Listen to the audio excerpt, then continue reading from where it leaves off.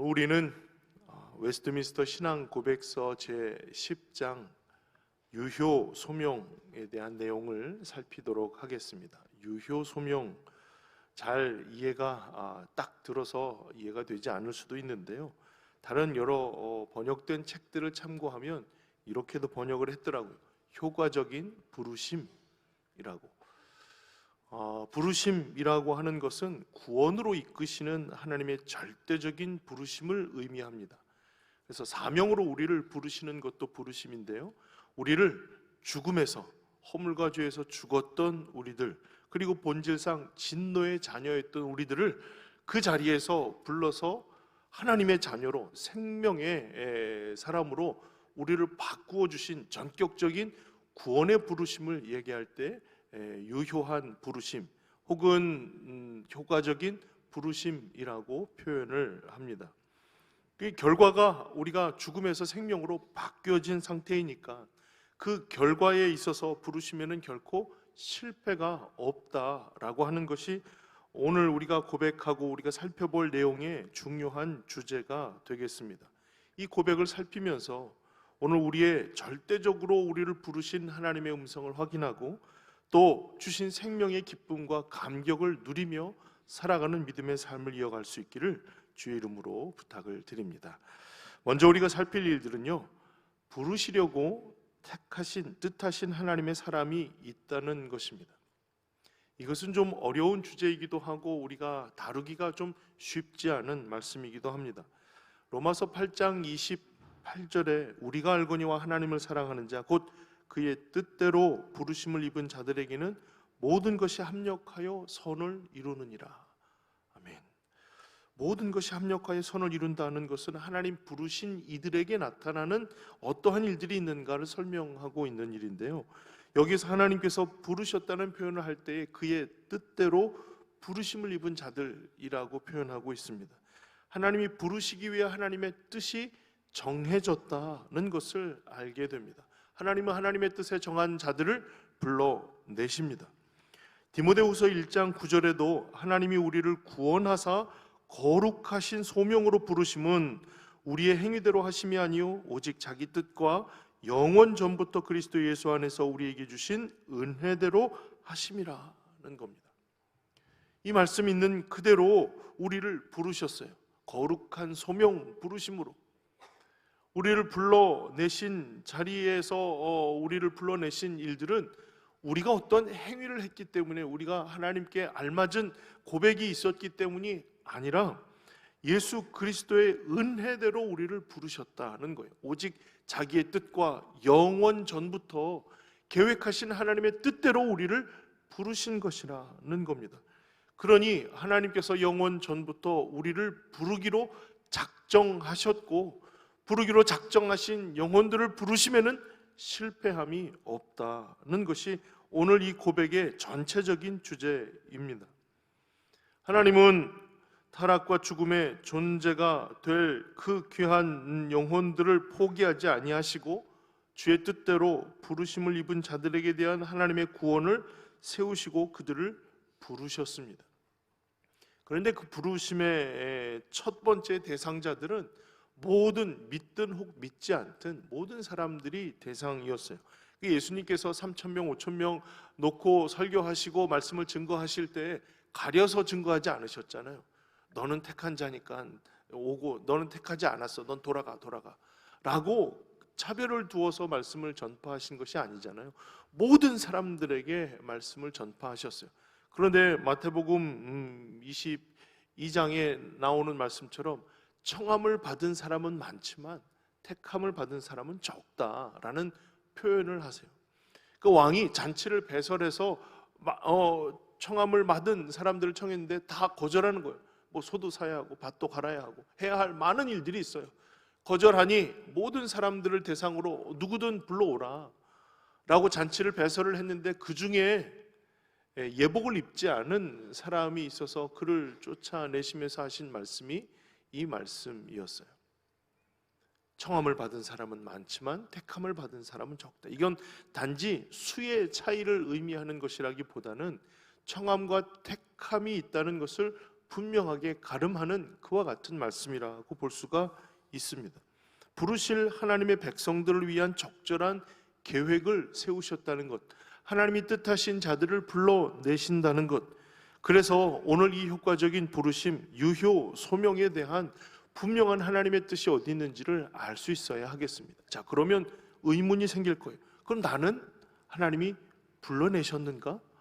나는 불러내신 사람인가? 이거 어떻게 알죠? 여기에 대한 증거를 이야기할 때에 1항에 총 4개의 항목이 있는데요. 이 10장의 내용에서는 4개의 항목 중에 가장 첫 번째 항목에서 그것을 설명하고 있어요. 1항을 제가 좀 읽어보겠습니다. 하나님은 생명을 주려고 예정하신 모든 사람들, 오직 그들만을 자신이 정한 적당한 때에 말씀과 성령으로 그들이 본래 처한 죄와 죽음의 상태에서 효과적으로 부르시어 예수 그리스도를 통한 은혜와 구원을 허락하기를 기뻐하셨다. 이게 첫 번째 문장의 앞부분 내용이에요. 하나님께서 택하신 자들이 있는데 그들을 정한 적당한 때에 부르신다는 거예요. 그리고 무엇으로 부르시냐면 말씀과 성령으로 그리스도 예수 앞으로 오기를, 그렇게 구원받기를 기뻐하셔서 부르셨다는 거예요. 그러니 우리를 부르시는 하나님의 도구를 말씀과 성령으로 부르신다라고 했어요. 여러분, 성령을 우리가 처음 이야기할 때에 성령이 하시는 사역의 종류에는 말씀을 기록하는 이들을 감동하시는 것과 말씀을 읽는 자들에게 조명하시는 일이라고 했어요. 그러니 말씀과 성령이라고 했을 때 그 사역은 온전히 성령의 사역이라는 것을 우리가 짐작할 수가 있죠. 그렇다면 성령께서 말씀을 통해서 우리를 부르심을 확인하게 하시는데요, 그 말씀이 우리를 부르신다는 것을 확인하는 과정이 그 다음 문장에서 기록이 되어 있어요. 물론 시기와 방법은 정한 적당한 때에 말씀과 성령으로 부르신다고 했으니까 각자에게 있어서 주어진 때가 있을 거예요. 어떤 사람은 나면서부터 정말 믿음으로 신실하게 자라는 사람이 있을 수도 있고, 또 어떤 사람은 중간에 그 믿음이 공교해짐으로 사도 바울과 같이요, 주의 전격적인 부르심 속에 순종하며 나아갈 수도 있어요. 어떤 사람들은 자연스럽게 말씀이 믿어지는 사람도 있고, 어떤 사람은 내가 어떻게 하여야 구원을 얻겠습니까? 라고 질문하고 대답하고 연구하고 애쓰고 또 여러 과정들을 통해서 어렵게 그 믿음이 들어가는 과정들도 있을 거예요. 그러니까 때에 대해서는 정한 때에, 하나님이 정하신 때에, 적당한 때에 그를 부르시고 말씀과 성령으로 그를 부르신다는 거죠. 그 과정의 다음 문장을 읽어보면 이렇습니다. 또한 하나님의 일들을 이해하도록 그들의 마음을 영적으로 그리고 구원에 이르도록 조명하시며 그들의 돌 같은 마음을 제거하시고 그들에게 살 같은 마음을 주시며 그들의 의지를 새롭게 하시고 하나님의 전능하신 능력으로 그들의 선한 것을 결정하게 하시며 그리고 그들을 예수 그리스도에게로 유효하게 이끄신다는 겁니다. 자, 여기에는 성령의 3가지에 대한 단계, 그 과정들을 우리에게 기록하고 있어요. 내가 하나님의 부르심을 받은 사람인가를 확인할 수 있는 증거가 된다는 거예요. 이 3가지가. 그 첫 번째는 구원에 이르도록 조명하신다는 겁니다. 조명, 밝혀주신다는 거예요. 그래서 말씀을 읽을 때에 예전에 읽었던 말씀이 아니라 정말 가깝게 나에게 콕 집어서 말씀해 주시는 말씀으로 받을 수 있도록 우리에게 밝혀주신다는 겁니다. 그러니까 이것이 성령의 부르심의 사역이에요. 그러니까 어느 순간 내가 이 말씀이 믿어지는 거예요. 내가 이 말씀이 나를 향한 하나님의 구원의 계획이심을 믿고 신뢰하고 고백할 수 있게 되는 거예요. 그러면 말씀을 읽지 않은 사람들은요, 말씀을 대하지 않은 사람들에게는 기회가 없을까요?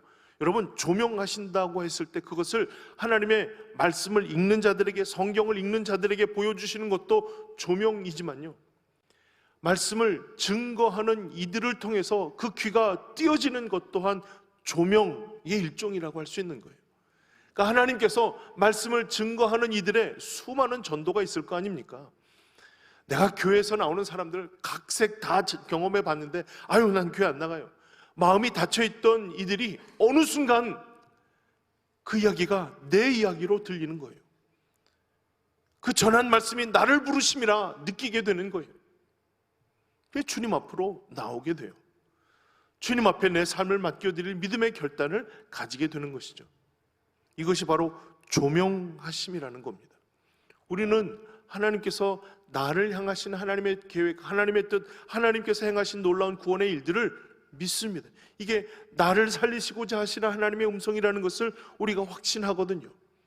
이게 그냥 있게 된 것이 아니라 성령의 조명하심으로 내가 깨닫게 되었다는 거예요. 내 말씀으로, 나를 부르심으로 깨닫게 되는 일들은 성령이 우리를 부르심의 첫 번째 단계입니다. 두 번째는 그들이 본래 처한 죄와 죽음에 그들이 돌 같은 마음을 제거하시고 그들에게 살 같은 마음을 주신다는 겁니다. 그들의 마음속에 딱딱하게 자리 잡고 완전히 뭐 하나 들어가지 못할 정도로 굳어 있었는데요, 이 마음을 제거하시고 그리고 살 같은 마음, 부드럽고 온화한 마음들을 주셔서 충분히 수용할 수 있는 마음의 상태로 바꾸어 주신다는 거예요. 뭐 바늘 끝 하나 들어가지 못했던 사람인데요, 아무리 증거하고 아무리 이야기를 해도 귀뚱으로도 듣지 않았던 사람들인데요, 그 돌 같은 마음을 제거하신다는 거예요. 어느 순간 내 마음이 딱딱한 상황에서 부드러운 상태로 바뀌어져 있는 것을 보게 되었어요. 만나게 되었어요. 경험하게 되었어요. 그래서 도저히 거부할 수 없는 나를 부르시는 음성 앞에 서게 되는 일이죠. 이것이 성령의 부르심의 중요한 단계이고 우리에게는 증거라는 거예요.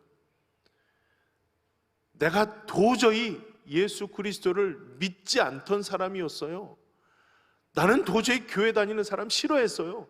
나는 교회 다니는 일들을 별로 원하지 않았어요. 그런데 어느 순간 내가 그 말씀이 믿어지고 교회 나가는 일들이 내 마음의 한 구석이 되었어요. 여러분, 이런 간증하시는 분 주변에 많습니다. 우리 주변에도 꽤 그와 같이 간증하시는 분들이 많아요. 이것은 분명 성령께서 그의 돌 같은 마음을 제거하시고 살 같은 마음을 채워주신 결과입니다. 그 놀라우신 하나님의 은혜로 나를 부르셨음을 확인할 수가 있다는 거예요. 마지막 세 번째 단계는요, 의지를 새롭게 하신다는 겁니다. 의지를 새롭게 하셔서 그리스도께로 나아가게 하신다는 거예요. 이것이 어떻게 보면 가장 중요한 의미이고 꽃과 같은 일이에요. 무슨 말이냐고 하면 그 우리의 삶의 자리에 다시 예전에 돌과 같은 마음으로 돌아가지 않을 의지를 갖게 한다는 거예요. 내가 다시는 예전의 삶으로 돌아가지 않으리 라고 하며 우리의 주어졌던 믿음의 고백과 신앙을 유지할 수 있도록 그 마음을 이끌고 나갈 수 있는 의지적인 마음의 고백을 허락해 주신다는 겁니다. 그 일을 통해서 여러 가지 과정, 어려움, 힘겨운 상황이 있지만 기도를 포기하지 않고 주님 앞에 서는 일들을 계속 이어가게 되는 거예요. 그 의지를 새롭게 하시는 일들이 바로 성령이 우리를 부르심의 증거라는 겁니다. 이 세 가지를 통해서 우리를 부르신 하나님의 증거가 확실하다라고 말할 근거를 만들 수 있다는 거예요. 그리고 이 1항의 마지막 문장은 이렇습니다. 그렇지만 그들은 하나님의 은혜로 말미암아 기꺼이 나오기 때문에 그들은 가장 자유롭게 나오는 것이다. 억지로 끌려서 나오게 되는 것이 아니라 의지적인 결단을 가지고 나아가게 되는 거예요. 예전에는 억지로 나왔을 수도 있겠지만, 예전에는 나오기 싫은 자리에 서 있는 모습이었을 수도 있겠지만, 성령께서 그를 부르심으로 인해서 의지적인 결단을 가지고 내가 마땅히 기꺼이 서야 할 자리라는 확신을 가지고 그 자리에 서게 된다는 거예요. 이게 하나님의 부르심이라는 거죠.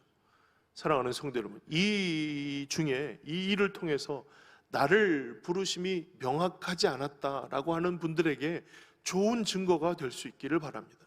하나님이 나에게 주신 마음의 변화는 결코 내 스스로가 일으킨 변화가 아니라 성령이 나를 부르심으로 인한 결과임을 기억할 수 있기를 바랍니다. 그 때문에 하나님께서 주시는 온전한 삶이 새롭게 바뀌었고 새롭게 시작되었기 때문에 이를 새로 태어났다, 거듭났다라고 표현하는 거예요. 이것이 거듭난 거예요. 이게 거듭남, 한자로 하면 중생입니다. 우리가 다시 사는 삶을 살아가게 된, 새로운 삶을 살아가게 된 귀한 믿음의 전환이 새롭게 이루어진 거듭남의 삶을 시작할 수 있게 된 것이죠. 이 일은요, 성령의 주관적인 역사예요. 살리기 위해, 부르시기 위해 우리와 협의하거나 시기를 논하거나 아니면 그 과정들을 하나님께서 우리에게 의논하셔서 설득하셔서 우리로 하여금 그 부르심에 답하게 하신 일들이 아니라는 거예요. 이것을 우리가 어떻게 알 수 있는가, 이해하기 쉬운가? 나사로를 살리실 때의 장면을 보시면 이해하기가 쉽습니다. 예수님이 찾아오시고 막혔던 돌 문을 열어 놓았습니다. 그 안에서는 이미 썩은 내가 진동하였습니다. 자연적으로는 결코 살아날 수 없습니다. 예수님께서 나사로야 나오너라 라고 선언하시기 전까지 그 부패함으로 인한 그 일들은 계속 진행이 될 거예요. 부패한 시신에 불과한 한 사람이 나사로야 나오너라 라는 한마디로, 그 부르심으로 그 몸이 새롭게 되었어요. 심장이 뛰고 다시 일어나 걸을 수 있는 생명의 존재가 된 거예요. 예수님께서 부르시기 전 나사로에게 지금 괜찮니? 물으시지 않으세요. 일어날 수 있을 것 같아?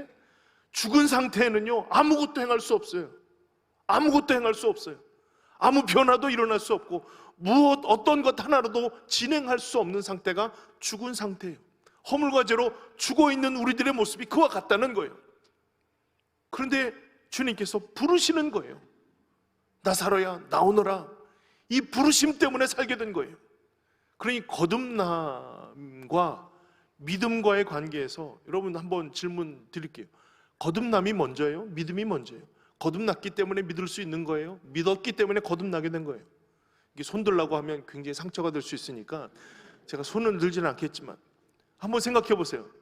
거듭났기 때문에 믿음이 생긴 것이다 라고 생각하시는 분, 믿기 때문에 거듭난 것이지 라고 생각하시는 분, 이게 굳이 순서를 따지고 그럴 것은 아니지만 나사로의 장면을 보면 명확해집니다. 믿었기 때문에 거듭난 게 아니라 거듭났기 때문에 믿을 수 있게 된 거예요. 거듭났다는 것은 주님이 우리를 부르셨다는 거예요. 부르신 자리에 섰기 때문에 우리가 믿음을 가질 수 있게 된 거예요. 이게 굳이 순서를 따지자면, 사랑하는 성도 여러분, 그렇기 때문에 이 거듭남, 우리를 부르셨다는 이 사실은요, 하나님의 전적인 주권적인 역사이고 우리는 그 앞에 절대적인 수동자일 뿐이에요. 말씀하신 대로 우리가 일어나는 거예요. 아, 주님 지금은 안 되는데요, 냄새가 좀 심한데요, 이럴 수 있는 여건이 아니에요. 나오너라 라고 하면 일어나게 되는 거예요. 그러니까 이 부르심은 하나님의 전적인 사역이에요. 절대적인 사역이에요.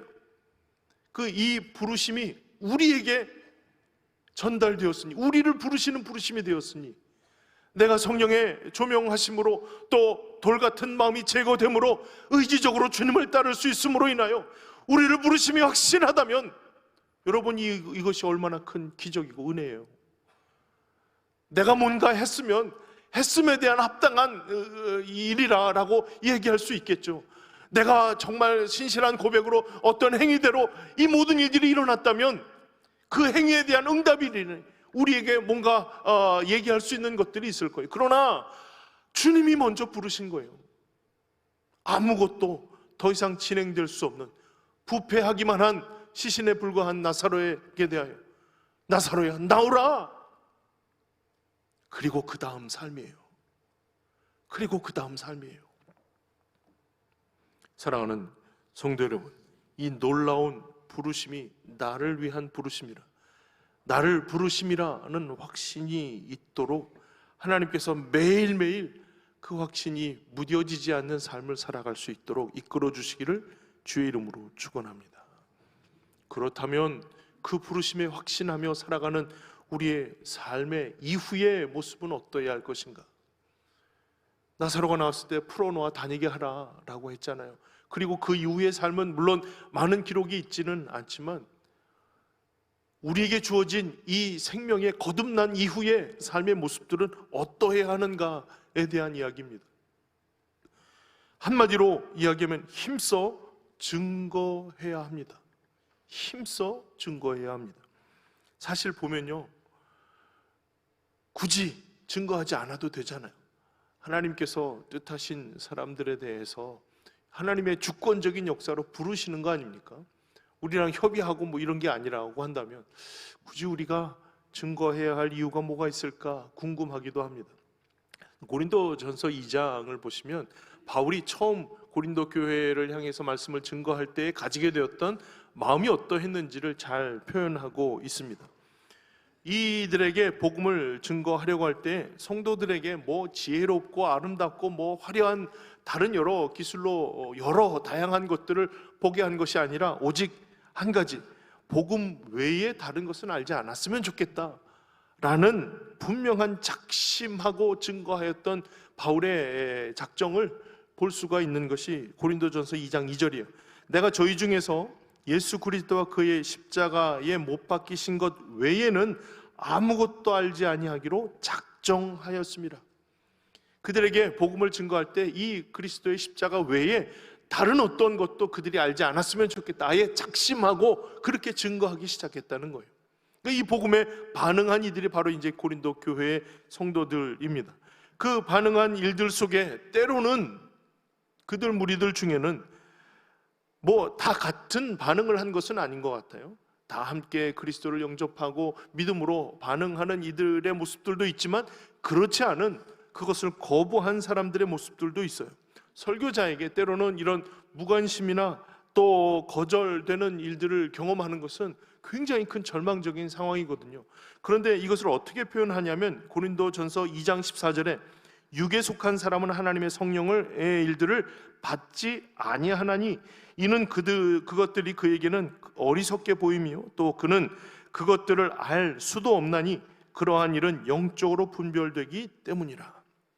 거부한 이들의 이야기를 다루고 있어요.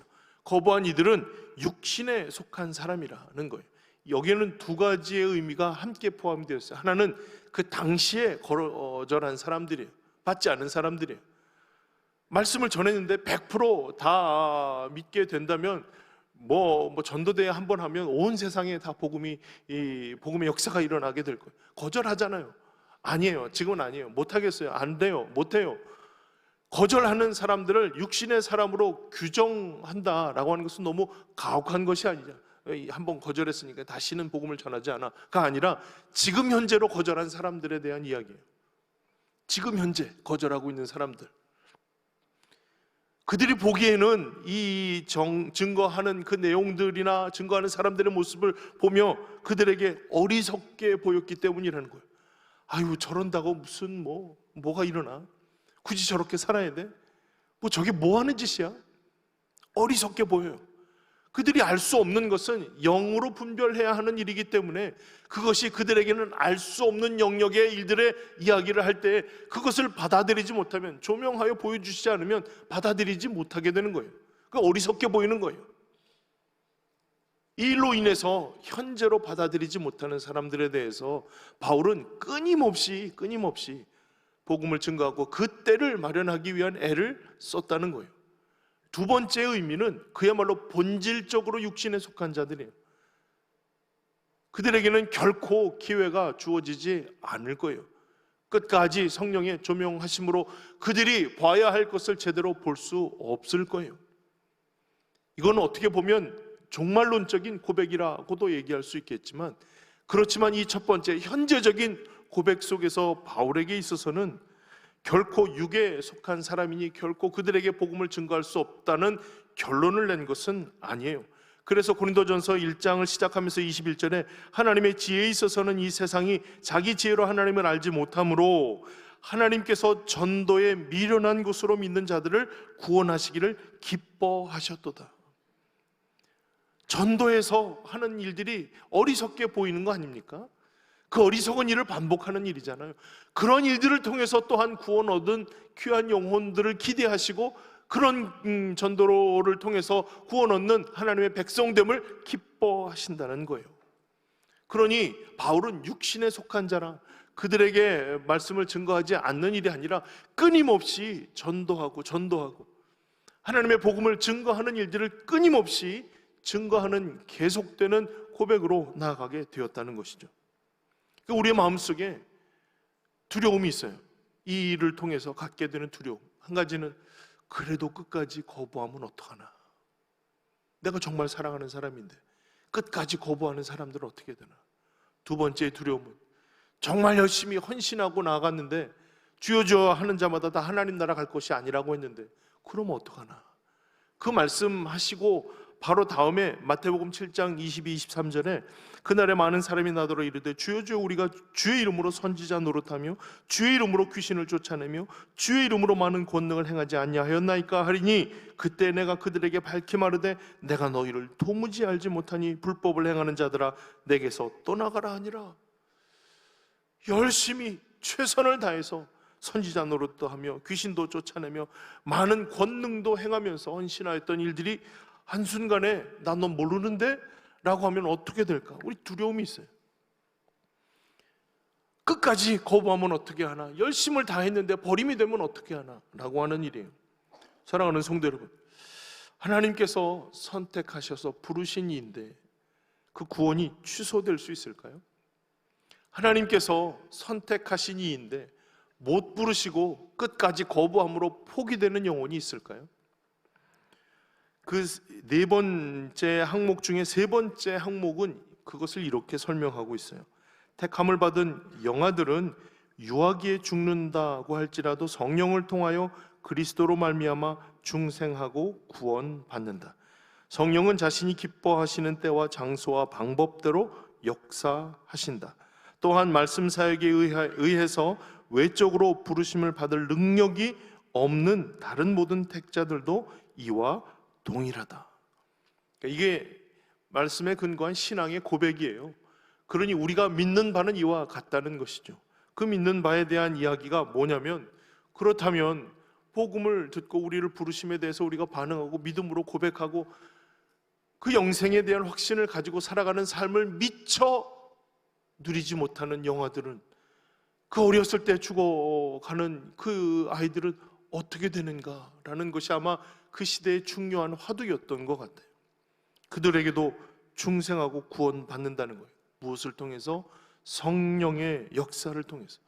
그리스도로 말미암아 그들도 중생하고 구원받는다는 거예요. 우리가 생각할 때는 그 어린 그 아이들이, 피덩이들이 무슨 죄가 있다고 불쌍한 마음에 그들의 그 순수함을 보시고 하나님께서 구원하시지라고 생각하시겠지만, 우리가 믿는 바는 전혀 다른 차원인 거예요. 성령께서 강권하셔서 택하신 자들을 포기하지 않으신다는 거예요. 비록 하나님과의 어떤 그 아이가 뭘 알아들을 수가 있어요. 그리고 무엇을 고백할 수가 있겠어요. 그럼에도 불구하고 그들 가운데 하나님의 선택하심이 작동한다는 거예요. 그리고 마지막 문장에는 또한 말씀 사역에 의해서 외적으로 부르심을 받을 능력이 없는 자들, 그럴 수 있잖아요.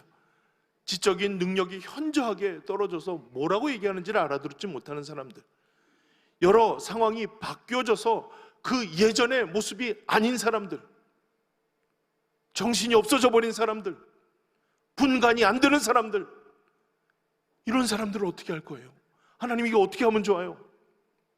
우리가 두려워하는 것 중에 하나잖아요.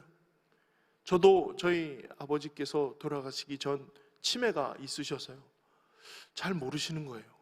교회 다니시는 것도 그렇고 그냥 평상시처럼 말씀하기도 하시지만, 그래서 돌아가시기 전 계속 방문을 하면서 끊임없이 했던 것 중에 하나가 그거예요. 아버지, 예수님 믿으시죠?